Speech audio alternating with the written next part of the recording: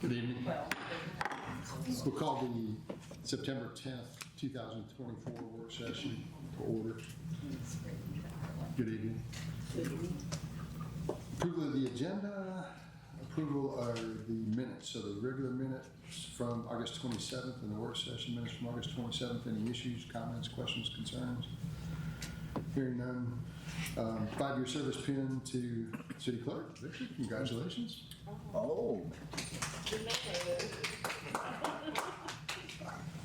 you made it. We'll have a third public hearing on setting the millage rate and notices. As we've explained a couple of times, that when they posted it in the legal organ and the News Daily, they're required by code to print it a certain size, a number of inches. And I guess whoever did that for Clayton County and a number of other municipalities, including ours, ours did not get printed at the right letter height, whatever that was. So we're redoing them, so that shouldn't be a real issue. New business, Mar Police Department wants to surplus a 2017 Ford Interceptor. Y'all want to do that during the work session? Show us We what you certainly can. Captain Beard's here to tell us all about it. show us what you damaged there, Chief. Was not me. Good evening, Mayor and Council. I was just happy it said 2017. Usually you bust up the ones we just purchased. So I'm happy that something's at least Yes, sir. 10 years old. Well, this was Unit 06. It's 2017 Interceptor. It was damaged in an accident by no fault of our own. The officer was chasing a suspect who tried to flee from him and ran into the vehicle. The cost to repair Unit 06 and put it back in service is more than the value of the vehicle. I have estimates here for that. Little analysis on it on the mileage, 153,000 miles. It was wrecked on June 8th, 2024. When a suspect attempted to flee and crashed into it, the bodywork to repair the police vehicle has been estimated at $8,123. This amount does not include the graphics, which would cost them approximately $900. And additionally, the vehicle is already in need of mechanical repairs, estimated about $1,000. Total estimated cost to repair and put it back into service would be $10,023.80, while the value of the vehicle prior to it being wrecked was $7,000. We expect to get around $6,000 to $7,000 on gov deals for it if we surplus it. Fair enough. Comments, questions, Ms. Knight? And I have the estimate and pictures if y'all would like to see them. no question. Got them. All right, thank you. No question. No question. And Ms. Whitty? No question. Excellent, thank you. And they have a plan to replace this. They're just going to put that fund in the general fund until they actually come up with it, so. That is correct. as a right. Roll back in terms of your millage rate as a regular ordinance. We do have a special guest here tonight, though. So Sylvia Dennis Ray, do you tell us a little bit more about your organization? Thank you. Excuse me. Thank you, Mayor and Council, for having me.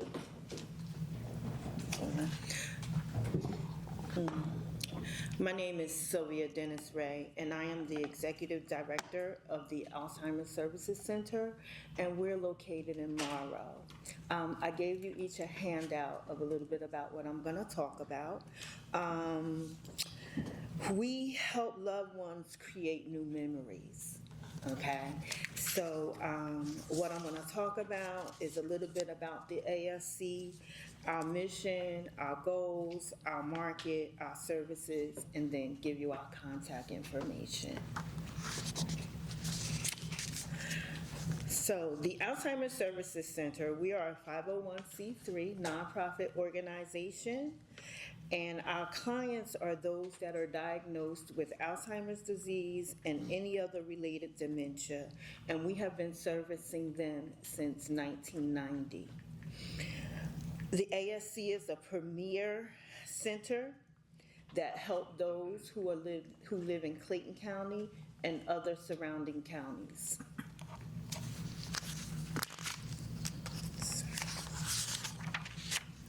Our mission is to enhance and prolong the highest quality of life possible for those who are diagnosed with Alzheimer's disease and other related disorders and their families. And so recently, the ASC, we went under a little reorganization. We now have a new board of directors, and the chair of our board is none other than our tax commissioner, Danielle Smith. She's our board chair now. And so some of the goals that we plan to accomplish through our organization is not only care for them who are diagnosed, but also to educate the community. We want to educate the community. What is Alzheimer's disease? What is dementia? What's the difference between the two of them? And just to give you a little bit, is that dementia and Alzheimer's is the same thing.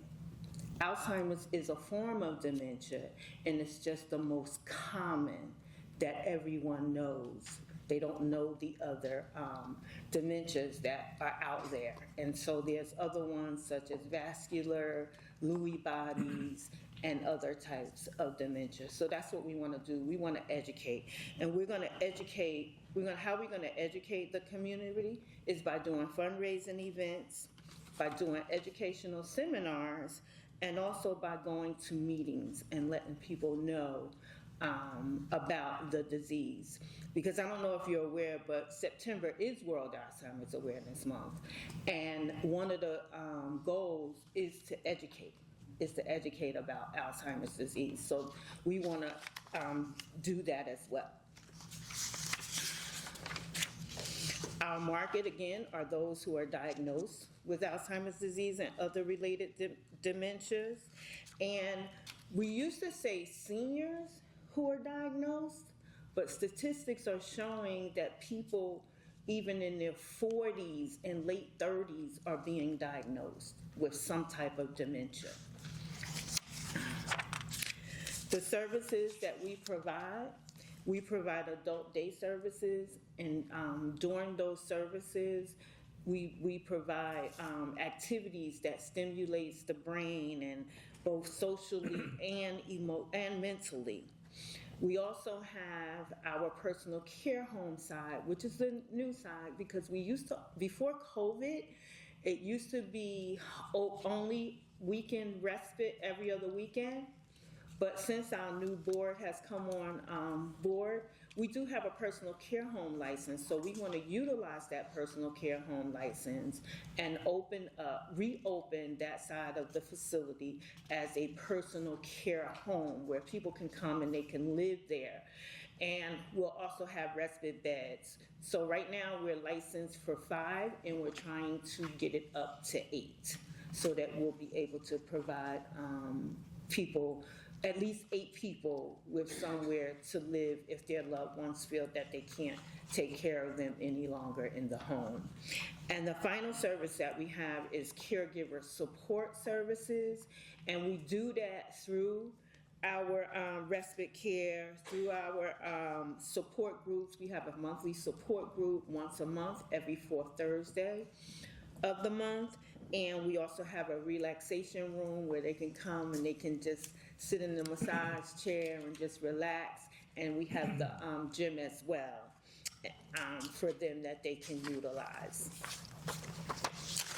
And if you would like to connect with us, you can email us at info@ascga.org.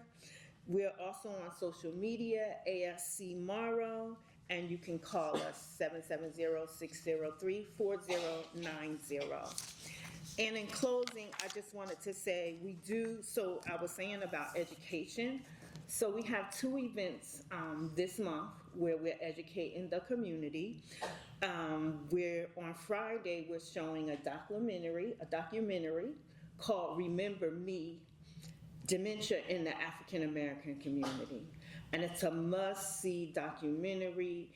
It was very well put together, and it talks about all the stigma behind dementia in the African American community, because we are the African Americans are the underserved market, And Clayton County falls under that underserved market because we don't have the resources that other counties have. And so our goal is to have the ASC be one of those resources where people can come and get information about Alzheimer's disease or any other related dementia. And with that being said, because we're in Morrow, we would like to partner with the city of Morrow so that we can get this information out. And then on September the 21st, we're having our second annual Alzheimer's Walk run. And so I hope that you all will come and attend and help us get the word out about the Alzheimer's Services Center, because it's a much needed center here in Clayton County. And we are in the city of Morrow. So, thank you. Thank you, ma'am. Any comments? Ms. Knapp? Thank you for what you do. Thank you. We will certainly look forward to more opportunities to assist in getting the word out. I know that there is an opportunity coming up in September. I believe it's September 21st. We are One Clayton Festival. There are opportunities for nonprofits to have tables and provide information. So I can reach out to you and give you that flyer as well. If it's something that you all may be interested in attending. Absolutely, yes. We would love to. Mr. Quah? Thank you. Thank you. Ms. Dean? Yes.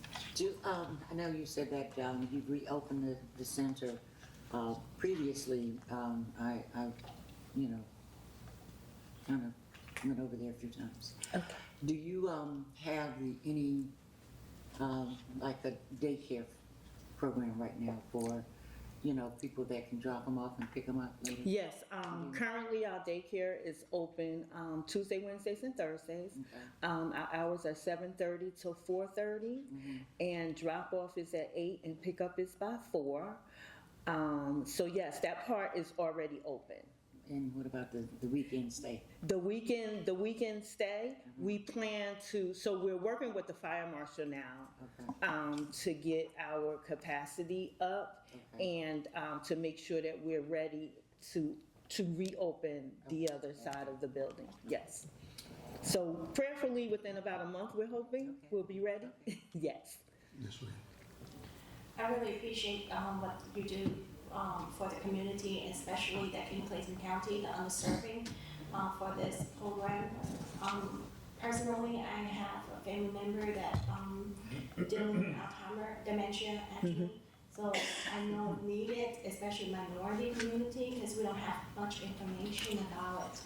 And just glad this next to our backyard here. Yes. Thank you. Thank you, ma'am. Thank you. Where are you located? 7251 Mount Zion Circle in Morrow, right behind the movie theater. The building you used to have. There was an Alzheimer's and senior citizen place where you are right now. Yes, it's the same building. It's the same building. I rode by there today and I'm going, oh, they must be reopening it. Yes, it's the same building. Yes. Just one more. What time is the showing of the documentary on Friday?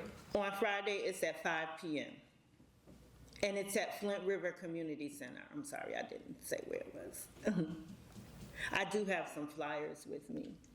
Thank you. Yes, I do have flyers. So is this information on your website? Yes, it's on our website as well. And you can register on our website for both events. Perfect. Okay. All good. Anyone else? Comments? Audience? No? Thank you. Thank you. Thank you. No, Mr. Baker said department head updates. Anybody want to go first? The chief of police is going to, he had a burglary patrol last night, but Roger, you ready? Sure.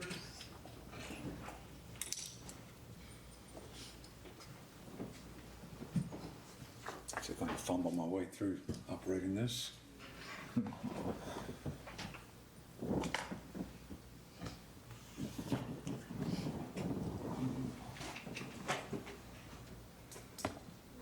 All right, so starting last month, we just wanted to provide an update of our department. It's just a challenge we're facing, the status of that challenge, and any accomplishments we've had in the last month or so. All right. So we use positive pressure fans to remove smoke and other toxins after a structure fire. We've had them for years. They're always gasoline powered. The problem is they're heavy, they're very loud. You can't talk within 25 feet of them hardly. And we always set them at the front door. And so it's always a challenge with the communication and everything. But one of the worst things is they put carbon monoxide into the structure. Well, that's what we're trying to blow out of the structure with the fan. We're trying to make it tenable so we can go back in there and do salvage and overhaul. And so with this gas fan, it's putting out the emissions and sucking it right back into the structure. And so a few years ago, they came out with electric fans, and that's fine, but they're kind of clunky because then you got to have a generator, got a cord in the way and all that. So recently, some companies came out with battery-operated fans. And you can either get them with, they will take DeWalt batteries, Milwaukee, some of the popular brands like that. We already have DeWalt tools. We have a reciprocating saw and a circular saw on our truck, so it's just seamless that we should get the DeWalt type. Anyway, they're extremely expensive, like $7,000, which sounds crazy for a little 20-inch fan. But fortunately, we got a federal grant to pay $6,000 of that. So the cost of the city's just under $1,000. It doesn't produce any CO. Also, the gas fan, you know, it's messy. It's gasoline and oil, and then you have to do maintenance on them as well. Come on now.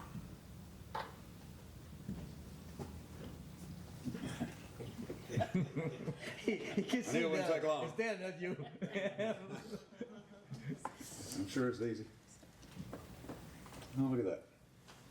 Okay, so it's much less decibels, it's much lighter weight, doesn't produce any CO, and there's the cost too. So all around, it's just a much better deal. We used it recently. We had a house fire on Harbin Woods, and it worked great. We were able to have a conversation right beside it. And I meant to bring it over here, but I forgot.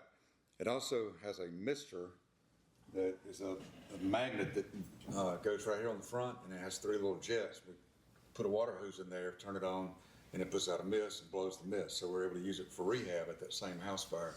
And we're probably going to take it to some city events when it's really hot, and then the public can just get in front of it and cool off as well.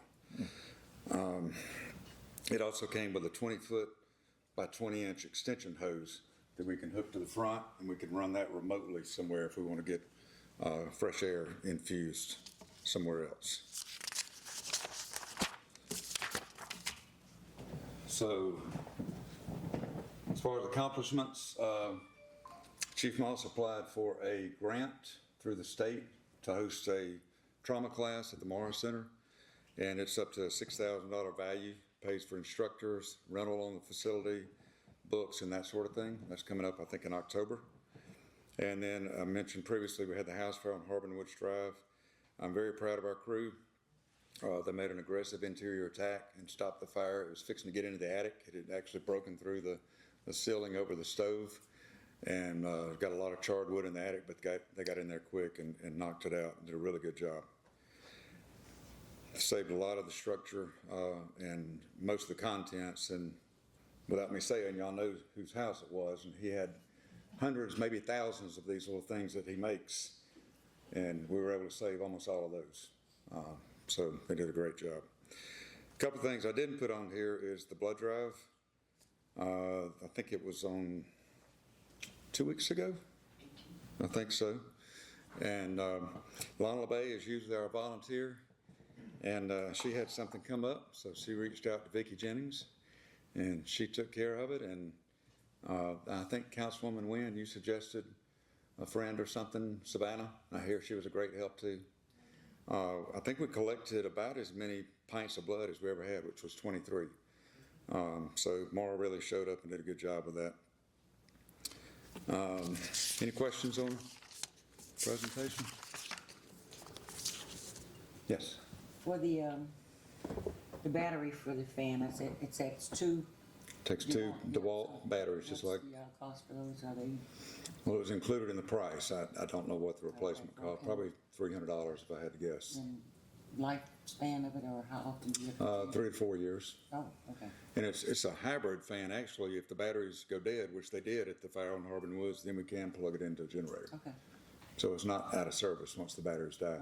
But it'll last about 45 minutes on full, 45 minutes. full, For each battery or for both? for both. Okay. Yeah, you use both batteries at the same time. How long do you really usually need that kind of? About that long is usually enough, yeah.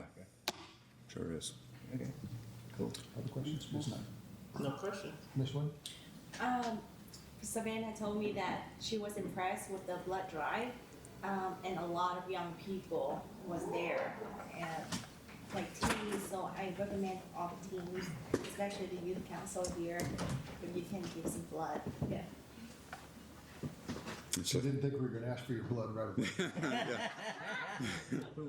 Roll up your sleeves. So, if I could have a moment to talk about a couple other things? Sure. Is that okay? Some of you probably saw on the news last Wednesday where a Greene County battalion chief was killed in the line of duty. It was a very tragic situation. There was a tractor trailer fire, and he went to open the back door. They don't know why he did this, either to see what was inside or maybe to ventilate it. And there was a large explosion, and it killed him instantly. And one reason I'm bringing this up is just the danger of the job that we do, but also there's a connection with Morrow in that his fire chief is Rodney Wiggins, who used to work here back in the 90s up to like the early 2000s, I think. Rodney was a lieutenant here, probably 10 years or so, worked at some other departments, but became the Greene County chief about 2 years ago, and they became a paid department. The city actually recognized his 100-year-old grandmother a few years ago. I don't know if y'all remember that or not. She lived in Lake City, I think. But Rodney is a great chief, and we've watched, there's a YouTube video and the radio traffic, and I've trained all 3 shifts on that within the last several days. And it's really hard to watch Rodney on the video. He's looking for his battalion chief after this explosion. He doesn't know what's happened to him because he's on the other side of the truck. And then he starts calling him on the radio, "Are you okay? Are you okay?" And he doesn't answer. And then he says, "I can't find him." And so they eventually find him in a ditch, and he's dead. But it was a tragic loss. And there's a 9/11 Stone Mountain climb that we've done for several years, and me and about 5 others are going tomorrow, and I think a couple of police officers are going with us too, and we climbed to the top of Stone Mountain with all our gear on. And I was going through pictures the other day, and I found in 2022 where I took a picture of Chief Moss, Captain Fleming, and then in front of them was Chief Wiggins and Chief Eddie, who was killed the other day. And so I got Chief Piper to print some ID cards with Chief Eddie's picture on them, and it says Greene County Battalion Chief and to watch 9/4/2024. So we're going to be wearing those tomorrow to honor him as well, plus all the 343 that were killed on 9/11. Also, other bad news, an employee that from Mara from the early 2000s, Dave Gray, passed away Sunday from cancer, and it was likely work-related cancer. He was here from 2002 to 2005, and he lived in Cherokee County, so he changed to Woodstock Fire Department just to be closer to home, and he was there 17 years until he wasn't able to work anymore. But he was 50 years old, and he passed away Sunday. About 6 months ago, he contacted me and wanted to know if we could bring the ladder truck up there when his funeral happened, because he knew it was terminal. And I talked to Mr. Baker at the time. He said, absolutely, we'll do whatever we can. And so we got the call the other day that they're going to want us to come up there, and we'll probably get with the Woodstock fire truck and have the ladders up with a flag hanging for the procession to go under. So we'll be going up there on Friday. So some sad news, but I just wanted to share what's going on, what's on my heart. So thank you for your time. Thank you, sir. Public Works.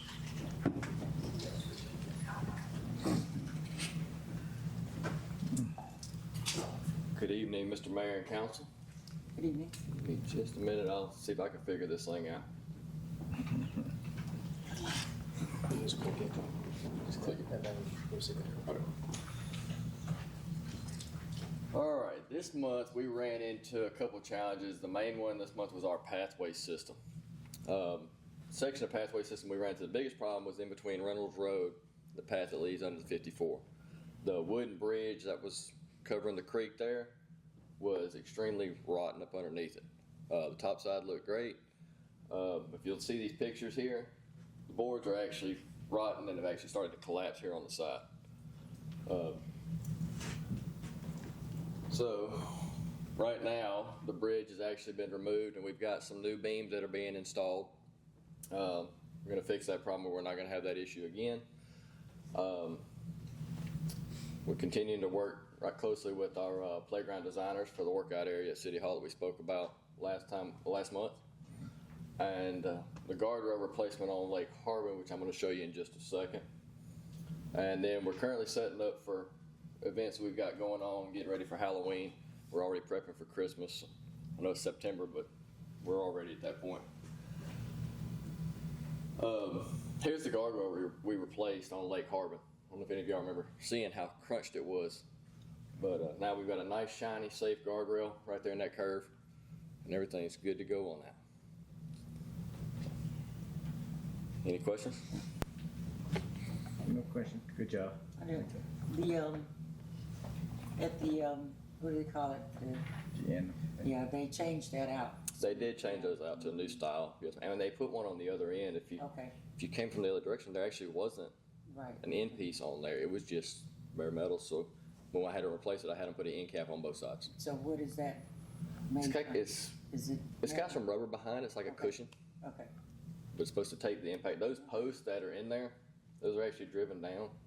Okay. They're pretty deep. I mean, they're probably about 6 to 8 feet deep posts. So it takes a hit to move them. So. Yeah, I've heard some stories about those, failing and all of that, going through the cars and things. Pass that on to Lake City right there on the 54. I'll call Eddie tomorrow. They need it bad over there too. Okay. Other comments? Ms. Knight? Ms. Whitaker? Thank you. Yeah, what about the little yellow thing at the railroad? How did it work out? Those are working out great. They are going to put the pieces back once they get done paving. Okay. The state that was doing the paving on 54 took the end pieces up, so we've got to continue those back out. But they're putting them back up for us. Okay. Still want to attach the wet pen bottle onto that thing. Those things work great. I mean, they still tear them up, but they hold up a lot better. People, I said, we tear them up crossbody there, and people just. Yeah.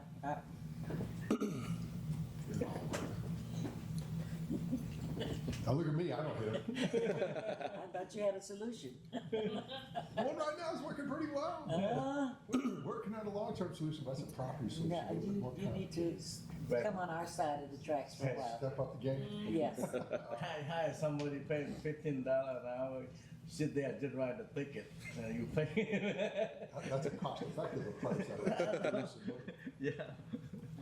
You good? Thanks, Brad. No problem. Police department? Chief shop? Yep. All right. We'll do it. That'll work. Anybody else? You know? That's it. All right. I'll tell you what, we've got some great coffee, I believe. We had some. And we'll be back at 7:30. Did you all want to provide an update? If I could ask a question, actually. Sure. Hello, everyone. My name is Michaela Stevens. I attend Elite Scholars Academy as a sophomore, and I serve as Walking in Authority's second vice president. And I first wanted to say thank you for welcoming us in here today.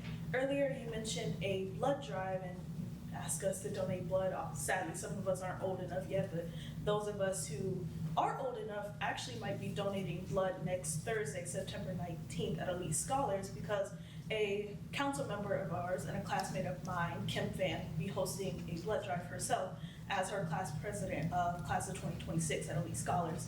And she's done this once in the past, last year. And so I just wanted to ask on her behalf, what resources or what opportunities would there be for her to make sure her blood drive can be as successful as possible and could be better than it was last year? Gotta ask the fire chief. They do theirs pretty regularly. I think a lot of it is timing, location, and sign up. Cause it used to be you just showed up at the door and they were still pretty good, but now the sign up list is pretty good. I'll be glad. Good evening. All the warm and fuzzy people are in the back. I'd like to call to order the September 10th, 2024 Morrow City Council meeting to order. If you'll stand for the Pledge of Allegiance, followed by a moment of silence. Please keep in mind that's tomorrow, September 11th, and keep in mind the tragedy that happened, many years ago. I pledge allegiance to the flag of the United States of America and to the republic for which it stands, one nation, under God, indivisible, with liberty and justice for all.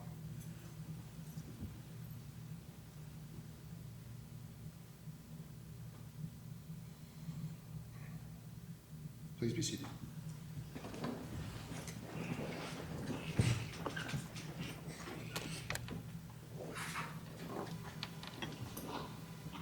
We have before us the approval and adoption of the August 27, 2024 regular minutes and work session minutes for the Morrow City Council. Any questions, comments, concerns?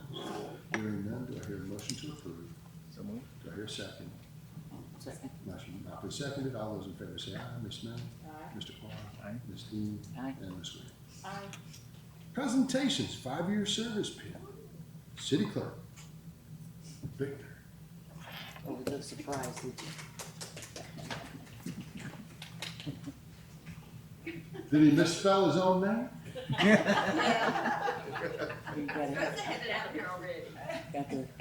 You got the long one, Baker, you got the long one? Oh, we got, yes. You got it? Yes, ma'am. Okay. We're gonna- Hey, how big is the poster? No, the pen. How long is the pen? Come on down here, Victor. Get on down there, my friend. Did you actually forget your own plan? Oh, okay. Deliberately.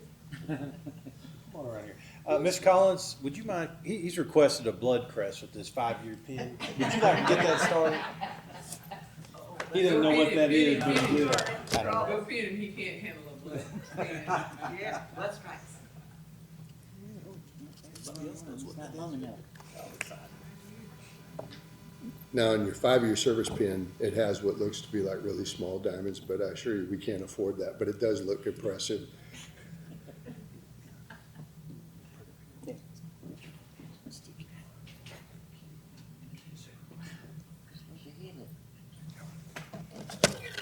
Certificate of service, the certificate is proudly presented to Victor Aguilera in recognition of your dedication and hard work for the city of Morrow for 5 years. Congratulations, sir.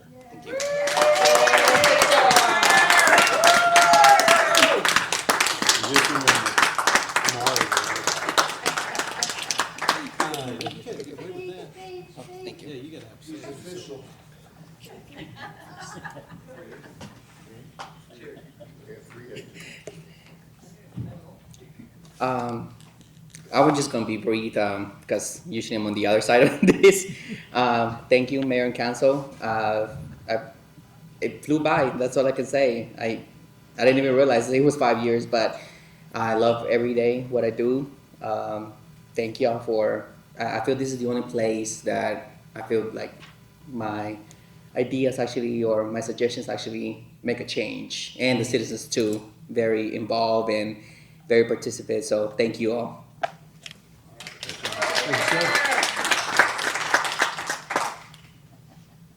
And in honor of that moment, you should all file an open records request with them at the end of the evening.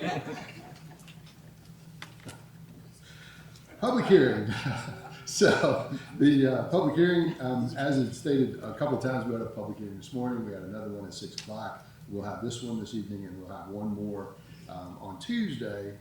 And it's all about setting the millage rate for the city. And based on state code, when we set our millage, we advertise in the legal organ, and it has to be printed a certain number of inches tall. So it's not anybody here who basically did not do that. When the newspaper printed it, they printed it smaller than what the code requires.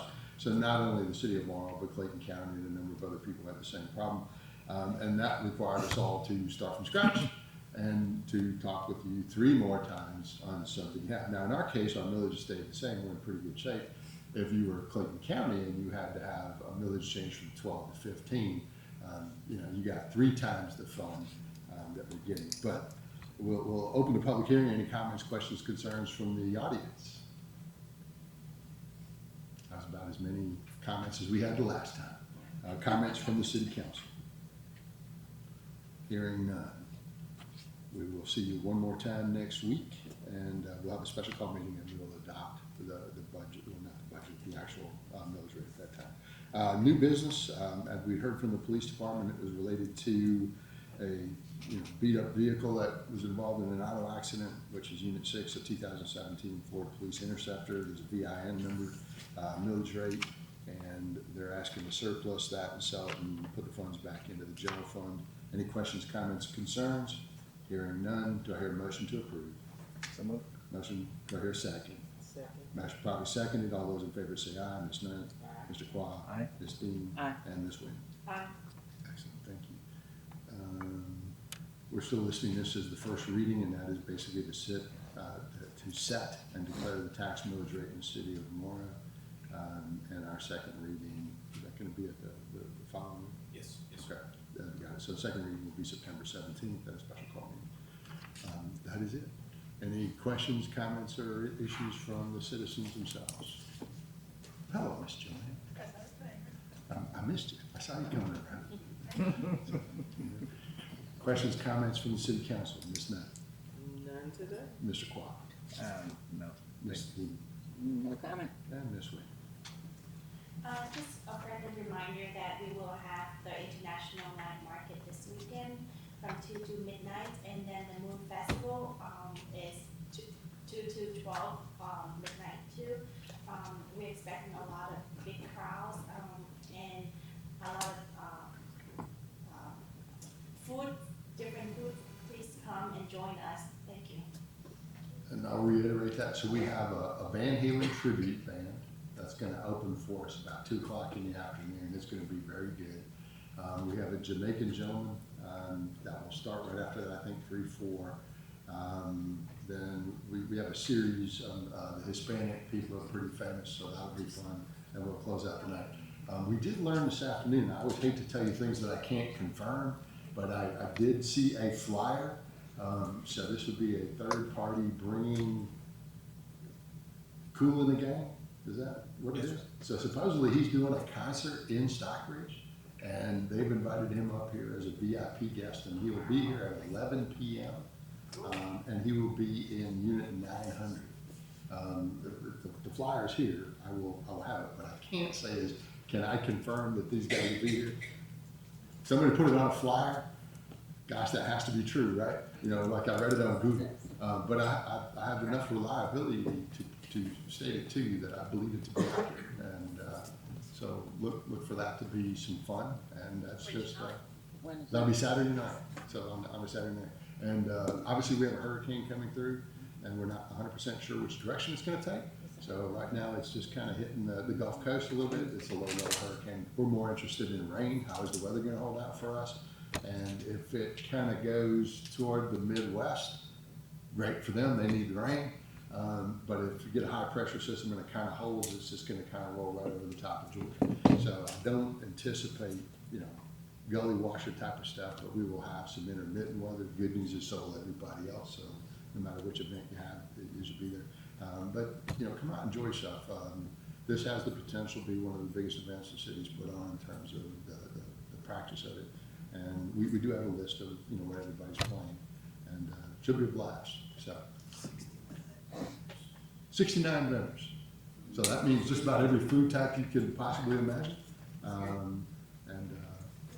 We like the talent is all on there. So we're doing the best we can as far as promoting it, and I think we've got the posters out. You should get postcards, hopefully either today or tomorrow in your mailbox at your house. And if you have any questions, just send off a text or something. We'll do the best we can to answer them. So I appreciate you all very much, and y'all have a good evening.